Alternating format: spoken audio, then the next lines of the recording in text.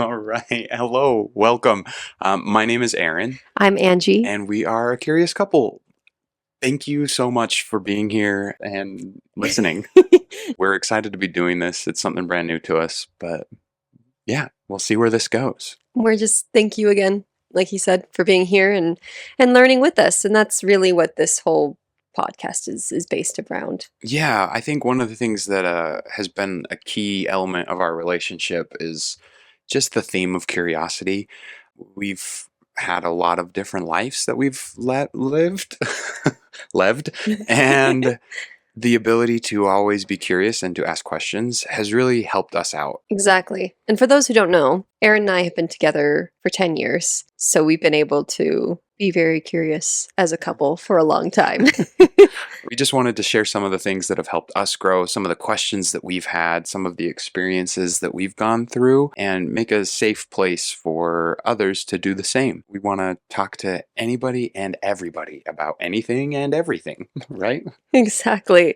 Something I love about meeting people is seeing them light up and be excited and passionate about the things that they love, and the things that they have learned and experienced, and the things that they want to share. It's so true. When you talk to somebody and you can just feel that energy about something they're passionate about, that's something that I'm really looking forward to. But honestly, we might want to back up just a little bit. So, Ange, why did we call this a curious couple? What is curiosity? Maybe we should define the word too, so that we're all Right. talking about the same thing. Curiosity is the desire to learn, explore, and discover new things. It's what drives us to seek new experiences, challenge ourselves, and expand our horizons. If you're not able to ask the question, then the answers would never come. No. That's really the essence of what we wanted to do here. We just felt like it was a really fitting name for our show. Plus, I'm a slave for alliteration. Exactly. It's what ChatGPT told us to do. Exactly. Let's talk about how curiosity has led to passions or experiences in our lives. We've dabbled in all sorts of things, everything from music to marketing, from coding to cooking, and astronomy to astrology. Alliteration. Yes, exactly. And we're both Geminis, so we're both Uh-huh. all over the place. But with that, we've dabbled in a lot of different topics Hmm. and have loved learning. It's a passion of mine. I love reading. I love listening to different subjects and different topics and just expanding my mind as much as I can. It's led me to questions like what's the nature of reality? What is God? Why are we here? What is consciousness? So, like big, deep level questions. But then it's also little questions that you can throw into YouTube, like how do you unclog a sink? Or what is the best way to put up a window or a picture When frame? you make ramen, do you put the flavor packet in before or after the Oh noodles? my goodness. This will be a discussion.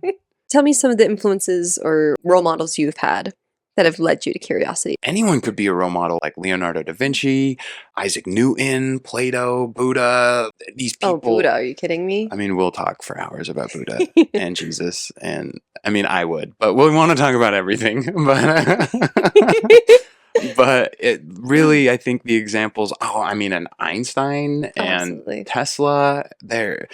They questioned what was given as fact, and through that questioning, they were able to come to new insight, new understanding, new developments.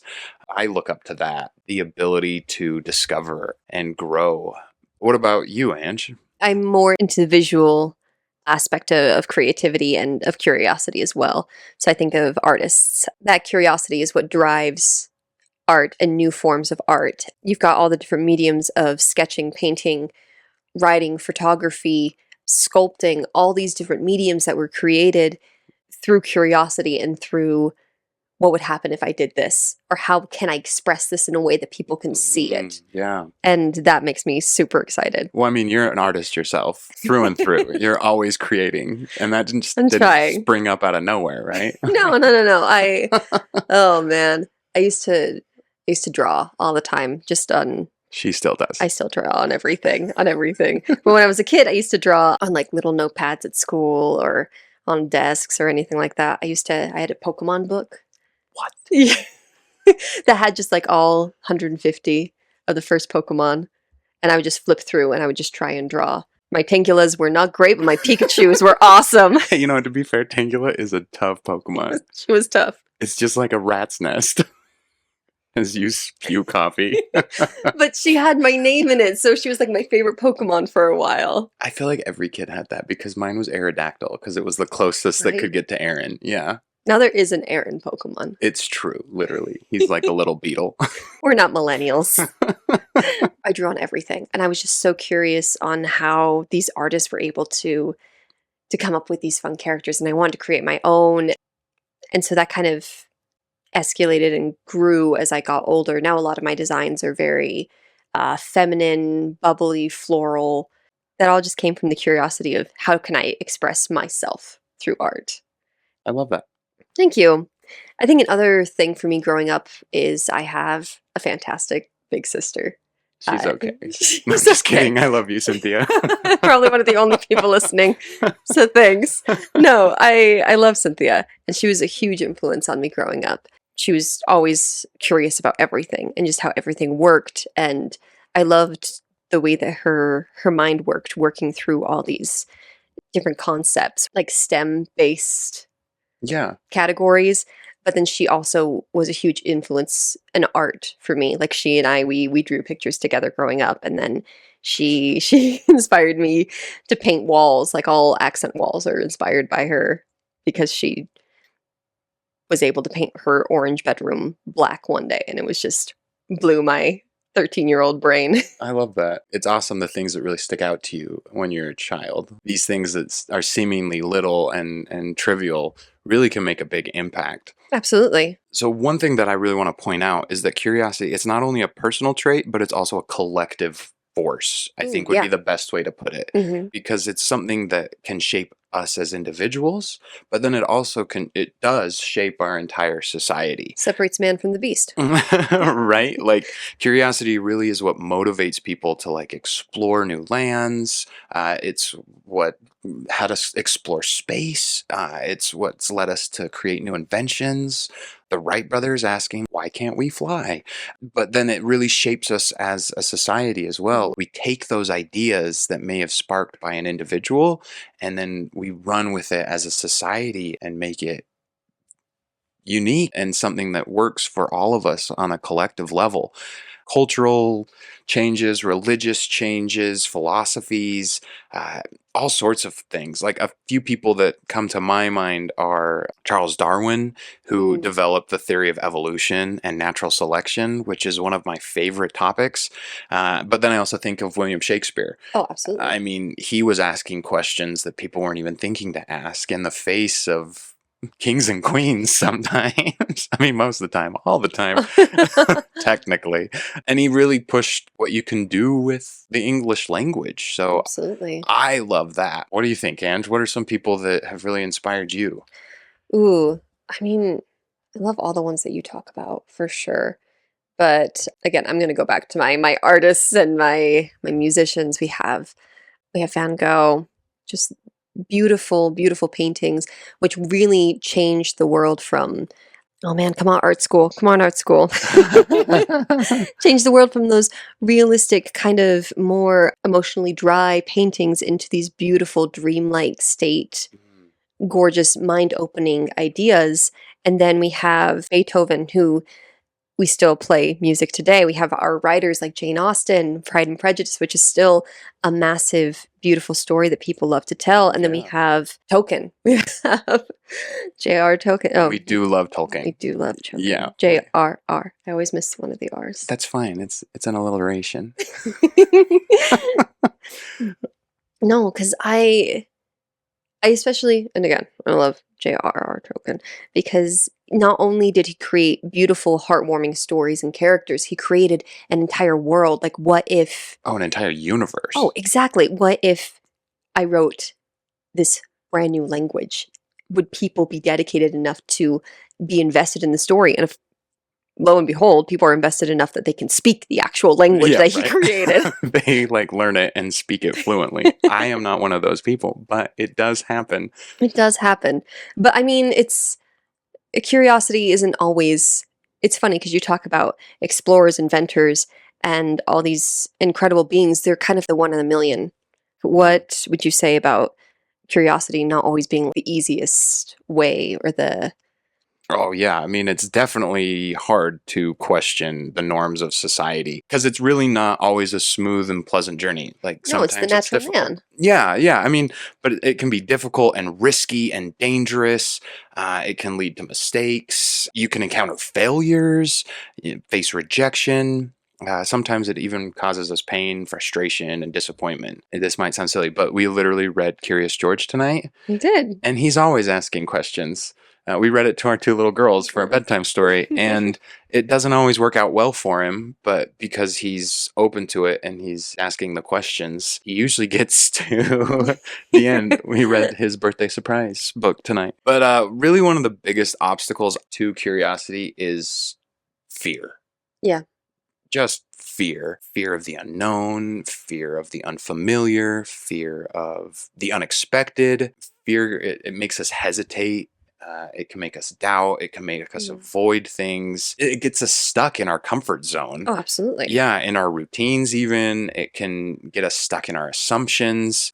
Fear really makes us miss out on many opportunities and experiences. So being too afraid to ask those questions. Sharing a little bit about myself, Angie and I both love to perform. And there was a time when I stopped performing. It was something I loved to do, and then I stopped for several years. And going back into it was terrifying because you go in with this old experience and then you feel completely new and fresh, and you have no idea what's going to happen. No. And you've forgotten so much that you don't even realize you've forgotten. But a few years ago, Angie and I decided to audition for a show again. And it was probably one of the best decisions I think we ever made. Yeah. We met so many like-minded people. We made so many friends. We really grew in our own creative journey and discovered new ideas, new concepts. It was wonderful. And I mean, I even got to play some very lovely roles, some of my dream roles. And so it really worked out for me. But that fear was definitely there. And it was something that, had we had listened to it, had we have just wanted to stay comfortable, that whole chunk of life could have been something that we missed out on. And I'm so grateful that we didn't. Right. Because, I mean, you could have not auditioned for the show and you would have been probably content and fine, but you would have missed out on all these opportunities. Yeah, and I mean, and it's uncomfortable because you go in and you feel dumb. And it's such a public thing. You're doing it in front of all these people, and then you have all these insecurities even when you're in the show and you've got the part, and then the show opens and you're like, I'm garbage. Oh, no. So You're it's never garbage. I know, but like you're fighting this all the time. Mm. It's a constant thing. It's not just like one choice, one decision. I've conquered fear. No. It's a constant thing. It's a daily choice to overcome it and pursue the unknown, hoping that there's something better down that road. No, for sure. It's the fear of vulnerability. Hello, Brene Brown. We love Renee. No, because when you're vulnerable, you are open to getting hurt and you're getting the deepest, most delicate parts of you are out in the open. And I think that's the biggest fear within curiosity is, will you be vulnerable enough to take that chance? I think a lot of us have faced backlash from criticism, Mm-hmm. even if it's just, I've experienced it with silly things like I've colored my hair every color under the sun. Yeah, I love it though. And I do too, but you get people who have strong opinions, and sometimes one person's sour comment can make you doubt any chances that you've ever tried to take. I love what you're saying about vulnerability. It's terrifying, but the cool thing about it is when you truly are vulnerable and open up to that, I feel like that's what people truly resonate with, because those are the parts that are within all of us, that Absolutely. ultimate unifying connection is when we're vulnerable with each other. But you're right, it can be scary. Absolutely. That's why people get scared to commit to relationships, commit to jobs, commit to anything, is because the opportunity that you could get hurt and expose the deepest parts of you. My mom is an immigrant from Argentina, and she came here to go to school, not knowing any English, not having really any friends, anyone she really knew. She just kind of came here to grow and become the person of her dreams. And that's really inspiring to see.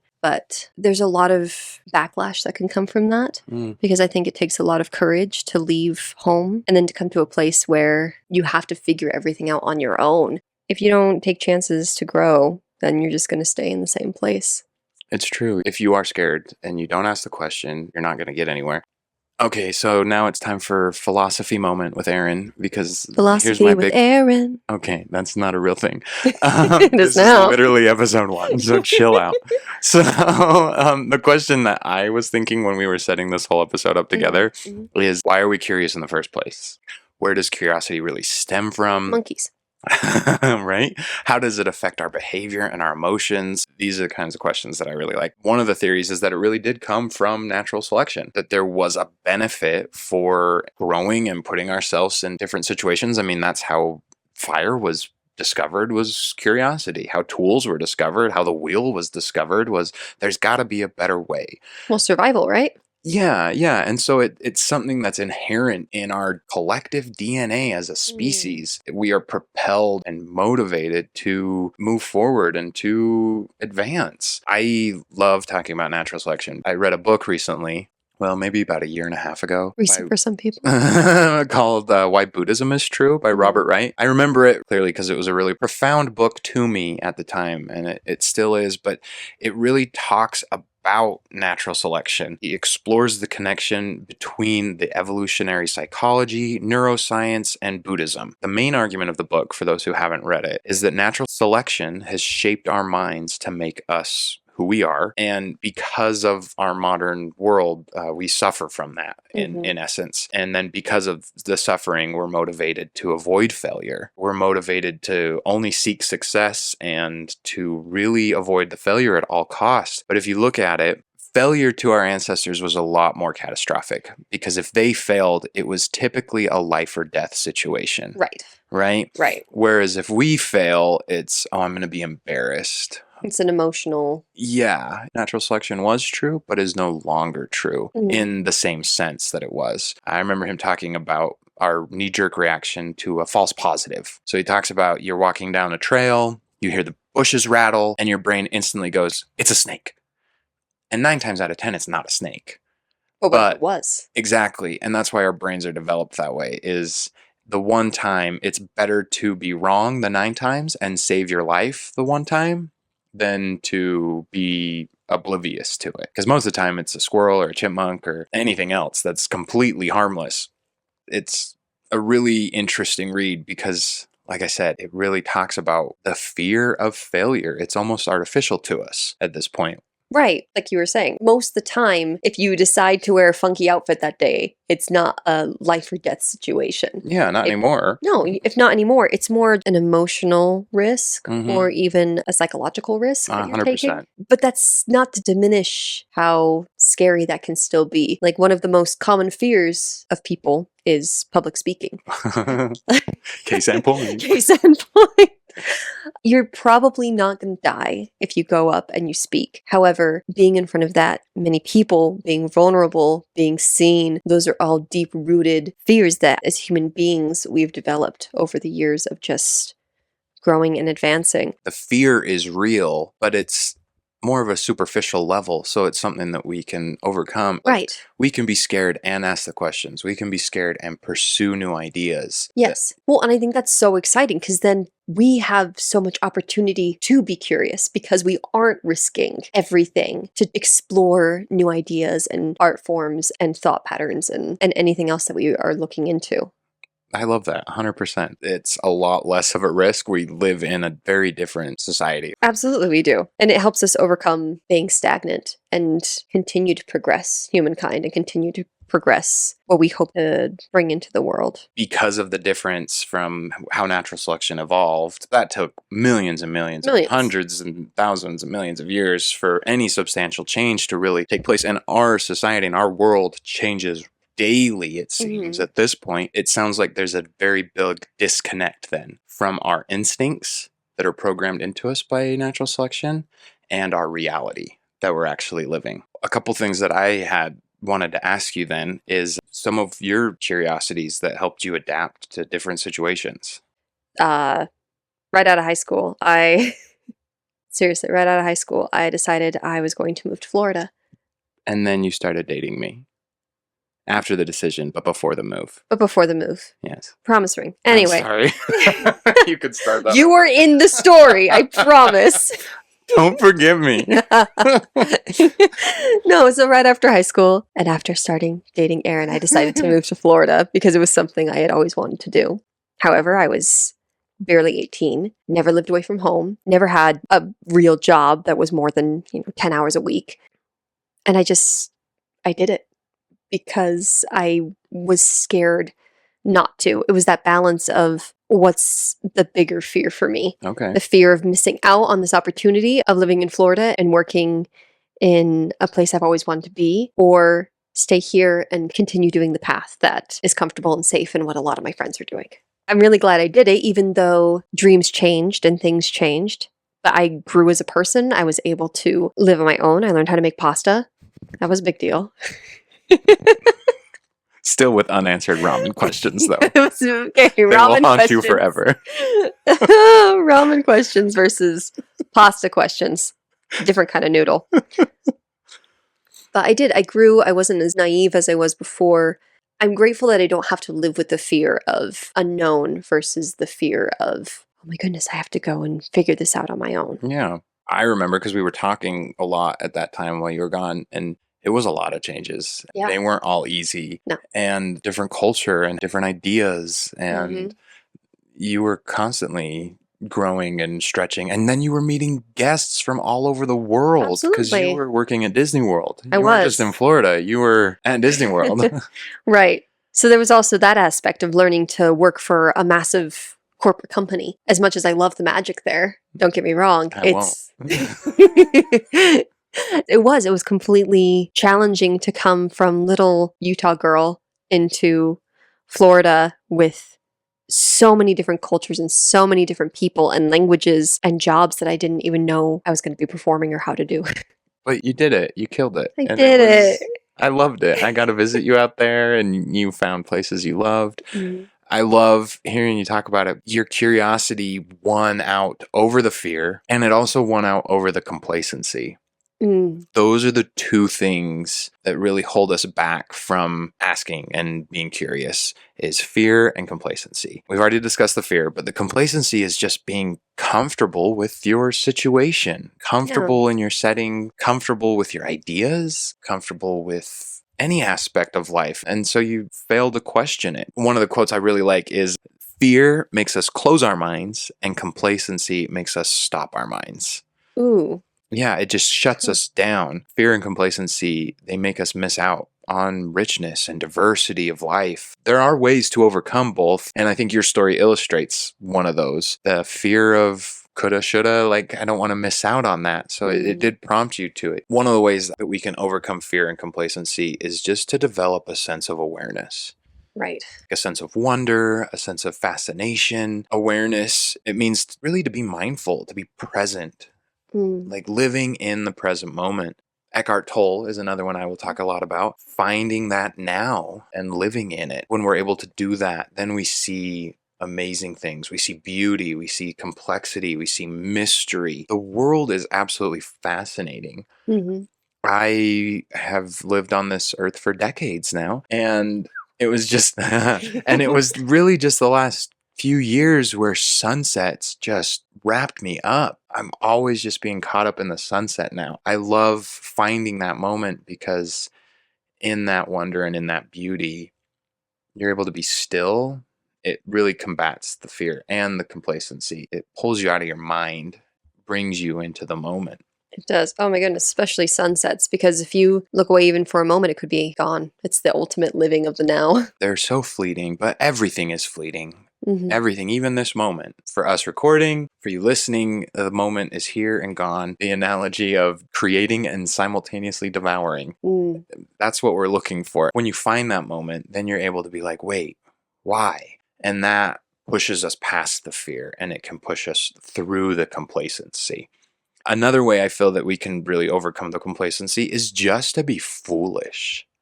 Right? I Just love that. ask the dumb questions. There's no dumb questions. I have heard it said you never ask something that you can just Google because then people will think you're dumb.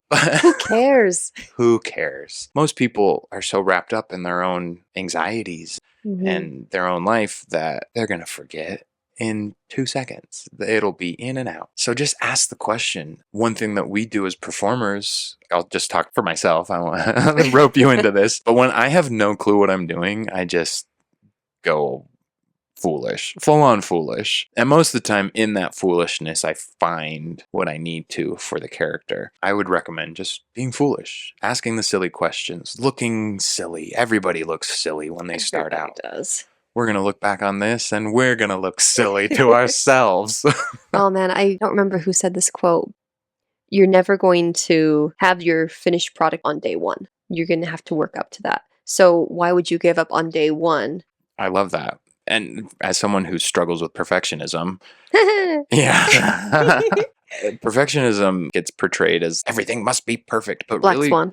right? But really, what it does is causes you to freeze. Hmm. Because you're not perfect, you just don't act because the fear of that rejection is so strong. So just embrace the foolishness. It'll help you find opportunities to learn new things. It's better to ask the foolish question, like if somebody says a word that you don't understand, instead of nodding and being like, yeah, you won't have any idea what someone's talking about. And then it just feels more and more foolish the longer Right. time goes that you haven't asked the question.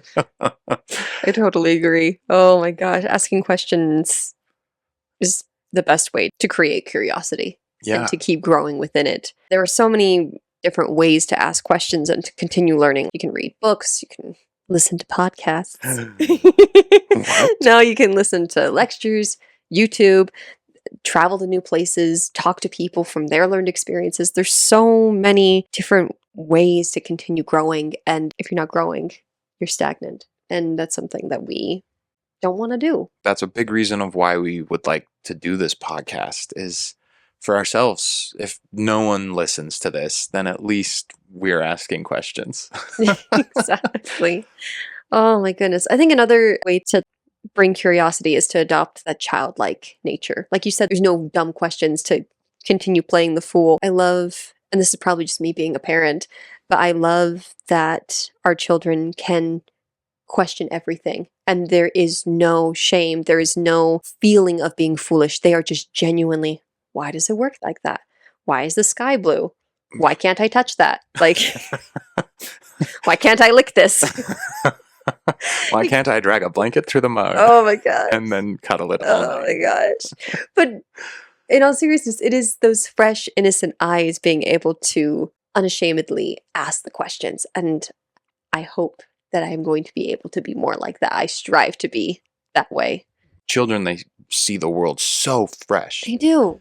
They are so new to this reality and this experience that everything is exciting and vivid.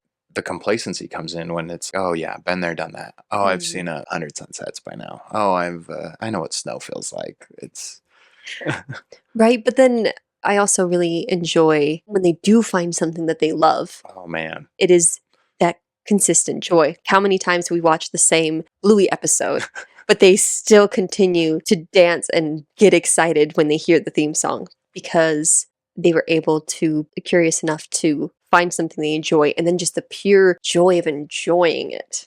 That was a lot of joys. Yeah, but it's true. They just brim with it. Mhm. And you're right. They'll watch things to death. They'll listen to things to death. They'll say things to death. Yeah, we've introduced Beyonce's Mood Forever to our two daughters, and it is now the constant theme in our house. But they love it. But you're right, they ask all the questions. It really makes me think of, and there's a million different reasons of why Christ said this, that you have to become like a child to enter that kingdom. And the childlike innocence, the childlike wonder, the childlike love and joy, that's what it is. We become so numb to it. And I hope that by asking the questions and staying curious about this life, Yeah. it helps us achieve that. It does. Well, and like to go back to what you were saying about living in the now, living in the present, That's one of the greatest ways to remain curious, is to just enjoy what's happening now and then to continue to grow and question so you can find more enjoyment, so you can basically just level yourself up and just live in a euphoric state of mind. That's my goal, just to be endlessly happy with the world that I get to live in now, as our dogs bark. We have neighbors. We have neighbors. They have pets. Yeah, when we live in the present, we are resilient. We are open to receive new experiences, new challenges, new opportunities. I feel it's almost the formula of the more we are curious and question and grow, the happier we can become. Another word that makes me think of is the more we discover. Yeah. The deeper we discover. Because without the questions, there's no discovery. Mm-mm. There's just you just exist. The discovery is Which you can do. We're not gonna. There's no haters here, but yeah, not even worried about it. But well, I think we've covered everything in our outline. So we've talked about what curiosity is, why it's important, how it's influenced both the personal and the collective that we are a part of, and then just some of the challenges and obstacles that can block that curiosity, as well as some ways to overcome it. So I feel like we've really touched on everything we wanted to in this first episode. This first run of podcasting. Yeah. Oh, man. But really, thank you so much for joining us and for listening with us and being a part of this. We want this to be a collective. We want this to be an experience for all of us. So send us your questions. I know Angie has set up an email for us. acuriouscouplepodcast@gmail.com. Boom. There it is. So send us some questions. We want to talk about it. We can dive into it, explore it. Send us any feedback too. We are learning and growing. And as you know, this is the first time we've done this. So if you are a podcasting expert or just somebody that's like, hey, you look silly. Or sound silly, depending on your But just remember, podcasting we format. embrace foolishness. We do embrace foolishness. We also, if you have experiences or stories of just joy in your life that you want to share, please, we'd love to talk with you. Yeah, exactly. So our next episode, I'm going to be interviewing my wonderful co-host and partner, Angela, here. So we're going to dive a little bit into that. So join us. We're going to release another episode next week. So please come along.